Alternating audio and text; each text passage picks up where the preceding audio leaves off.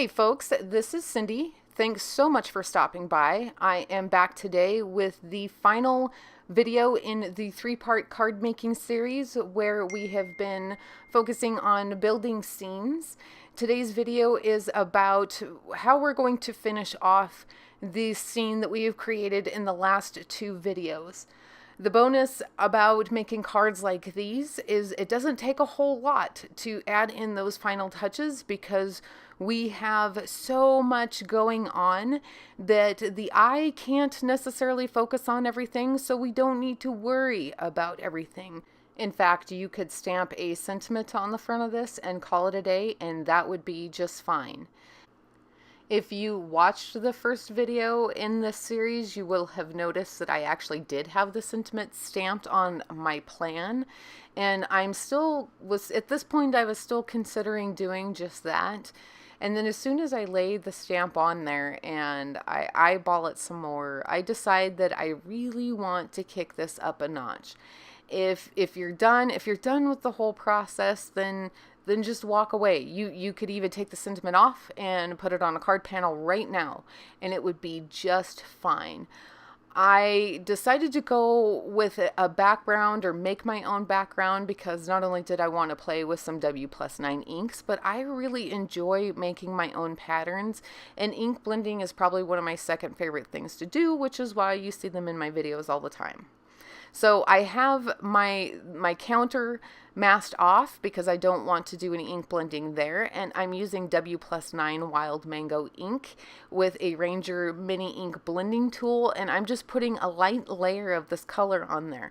We're going to go over it again. And we're going to go over it again while it's still wet. And that's important because these inks, while they're wet, they will continue to blend together. And that's perfect. We want that. But we do want a base color. And then we want to go a little bit darker. And we're going to make our own diagonal lines. Now, here's a little secret, folks. This is actually the second time I've made this card. That's actually how easy this is to make, that I am willing to go through this whole process, not just once, but twice. It's actually super duper easy. Anyway, the first time I made the card, I had a really hard time keeping track of where my masking needed to go. So I learned my lesson, and this time I actually drew out those little hash marks on my grid pad, and it worked out so much better. I'm using Sweet Nectar ink, and I'm blending in from the sides of the masking, and I'm leaving the inside of each diagonal line a little bit lighter. And because I want those to have a little bit of dimension as well. It's not going to be a ton. It's not going to be super noticeable, but it's still enough that you get the idea. You get a little bit of detail. You also get to see the back of my head, but that's totally cool. So now I'm just going the opposite direction. And I need to make sure that I mask off that other diagonal line because if we go over it again, it's going to be much too dark and it won't look right. Here's a closer look at how those meet up. And also this background really helps all of those images in front pop out a lot more. So now we're going to really get down to finishing this off. And one of the things that you can do that will really help any card look more complete is by finishing off your shadows. So we have all of the shadows on the bottom part. So everything that's sitting on that counter, it has its own shadows. Well, everything above that counter is also going to have shadows. So we're just going to add those in there. It's the same exact thing as I did on the counter. I'm just doing everything on top. My light source is going to be the top right because why not? You could do the top left and that would be fine too. You could have a center light source and that would be fine. But I'm going from lightest to darkest back out to my lightest, but you need to be careful when you Copic color over ink blending because your lighter colors, especially with W+9 inks, those will start pushing those inks away. And in some cases, I got a little overzealous there, and that's exactly what happened. So I'm taking Copic markers that match the colors in my background, and I'm just helping fill those in just a little bit. And look at that. It's just such a big difference. Everything looks more cohesive, and everything looks more three-dimensional. And that's exactly what you want. So the next thing that we're going to look at when we finish this off is adding in those finer details. So because I didn't put a lot of effort into my oranges, I'm taking a Copic Spica pen, and this is a glitter pen, and I'm just filling in where those seeds would be. Those help those stand out a little bit more, plus it's cute, so why not? No card is complete without glitter, so today we're using a Spectrum Noir clear overlay pen, and we're just adding it to most of the highlights throughout the card. I like to focus glitter on just the highlights because I think it adds just a little bit more pop. It's just a little bit more fun. You could put it on anything you like, but I really prefer just keeping it to the highlights. The next thing I'm bringing in here is the Sakura Glaze Pen. This is the clear, and I love this thing. I use it all the time. I love that it adds just a little bit of oomph to your card. It just adds that little bit of detail, and it certainly doesn't add any weight to your card either, which is even better, especially if you're mailing these out.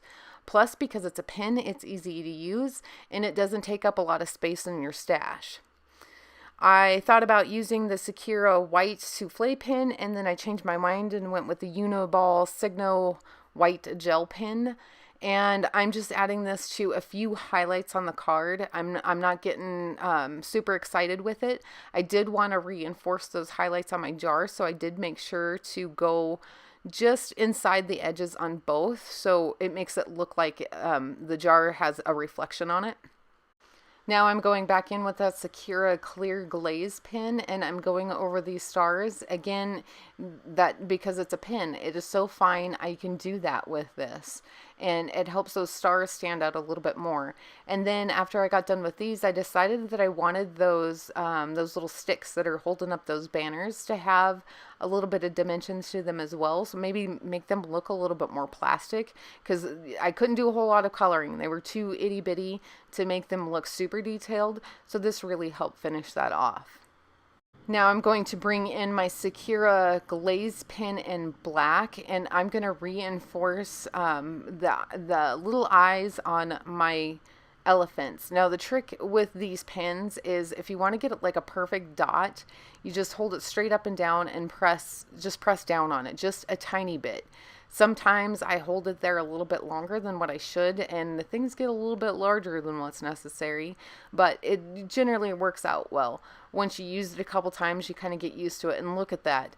Their eyes just really help or start to pop off the page there.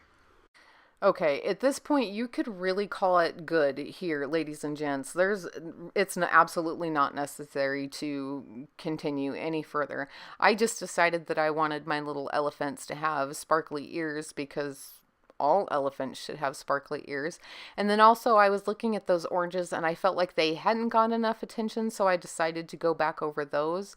But again, it's not necessary. So I'm just going to add those last minor details, and then I really am going to call it good with this card. I hope to have all 3 of these videos edited together in its entirety over the next couple of days. I'm going to be honest, it is going to be so long. I'm probably looking at a good 45 minutes worth of video. If you're interested in that, that is great. If not, feel free to watch each part separately. I completely understand. Okay, all that's left to do on this card is to put our card panel on our card base, and then we are done. Wow, what an accomplishment. Anyone that has followed along with this series and has made a card or made a scene using any of these tips and tricks, I would love to see it. I will have a link to my Facebook page down in the description below, as well as over on my blog. Please do share it with me. I want to see what you made. Creativity is one of the best things that you can do with your brain, and I love it when people share that with me. So I'm adding adhesive to the back of my card panel. This adhesive has been discontinued, but I will have links to alternatives down in the description below, as well as over on my blog. But you are welcome to use any adhesive that you like.